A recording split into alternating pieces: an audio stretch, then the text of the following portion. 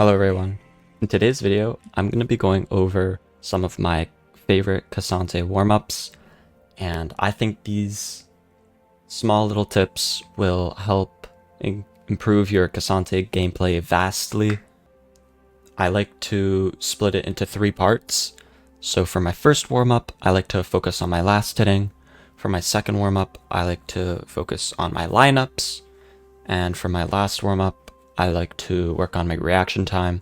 All of these are game-changing factors in the long run for Cassante and your ability to win games. So here, I just want to focus on combos for last hitting, whether it's just a Q auto or auto Q or auto Q auto. Minions will constantly be at different health, so you need to know what sequence of autos or Qs you should use to guarantee the last hit every time.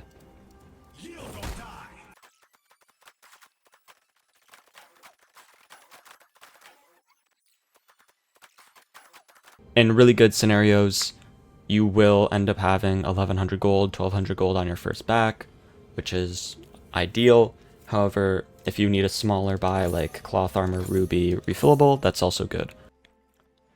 So my second warm-up that I really like to do is focusing on my lineups. Now, lineups are a make or break for Cassante. I think it's very important that you're able to properly control where your opponent is, because let's throw up a scenario here. Let's say I'm in a team fight, and this is my team over here, and the enemy team is in the raptor pit. If I'm able to successfully get the dummy over into my team, it's very, very, very good position. However, if I somehow screw up my lineup a little bit in any sort of way, now it's a very complete opposite situation. One of the lineups practices I like to do, I've said this before, is just lining up dummies here and trying to aim them towards the center of your tower as much as possible. Now, the reason you don't want to ult them too low, for example, if I ult them here, now they can fight me and they're not underneath the threat of my tower. And if I ult them too high, then they can just run out. You want to ult them to the middle as possible. If they get 2 tower shots, that's the best case scenario if you have a gauntlet.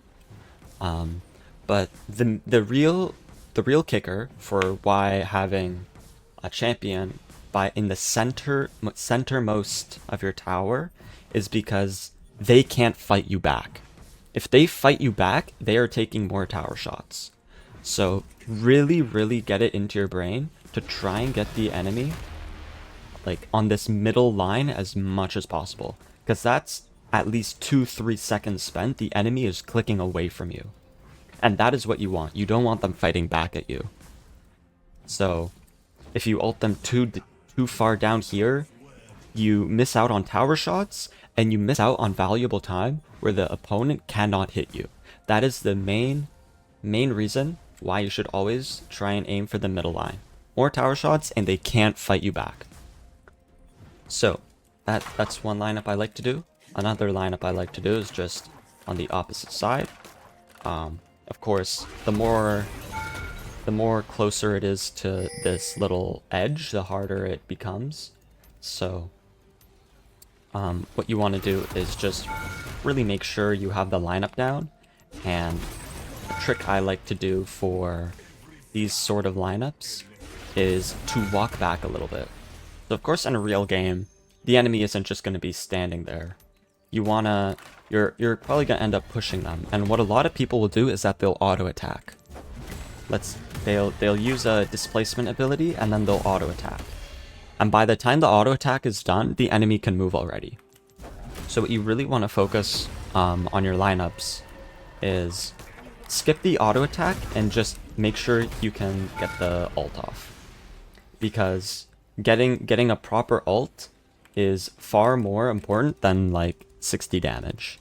And you completely flip the game a lot more. So that was with Q3.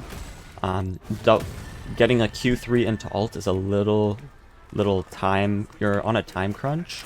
However, if you use your W reposition, your W is a lot more forgiving because the CC time is a lot higher.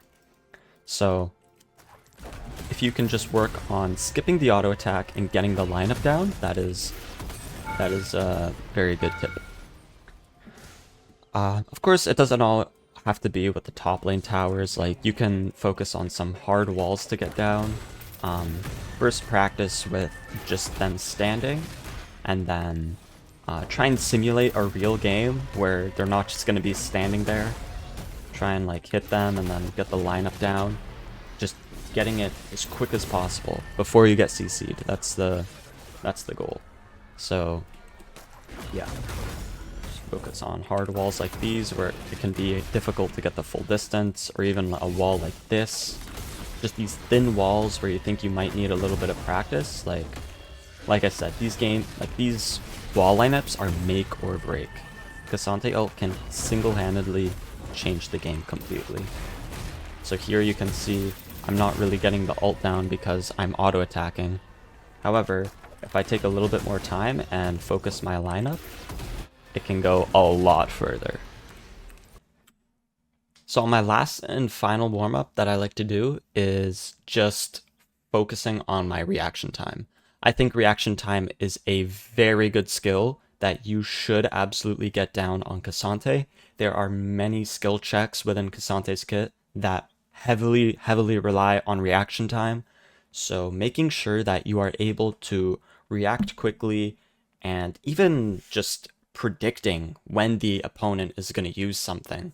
For example, if you're in a Nar's face and you know he has E up and it's a losing fight for him, you need to have your finger on R and you need to be ready to cancel his E hop. Because if you're able to cancel his E with your ult, he is dead completely. So hopping into it, it's very standard. I just use humanbenchmark.com. You wait for the green and you click. That's it. Do this every time before hopping into a game with K'Sante. You will feel a lot more confident, because a lot of the time, at least for me, I find that I feel like, oh, I should have been able to press W there. I should have been able to do this. And sometimes all it takes is a quick little human benchmark reaction time warm-up that will heavily change the way you play. And it isn't just for your ult either. It's in every single one of K'Sante's abilities requires some form of reaction time. You can buffer your Q through CC if done well. You can block CC with your W, like a Varus ult. Literally any CC with your W you can block, as long as you have the proper reaction time. Your E, for example, if you're laning into a Gwen and you see, oh, it looks like her body position and she's gonna go in on me. You need to be actively ready with your E to dodge the Q. And this is the same thing. You're literally playing League without playing League. You're playing K'Sante's laning phase. This is K'Sante's laning phase. Just being ready to press E on those instant abilities. And yeah, this is a very, very important tip that I think is one of the easiest as well to pull off. It takes 1-2 minutes of your time, and you will feel a lot better and a lot more warmed up when you hop into a ranked game.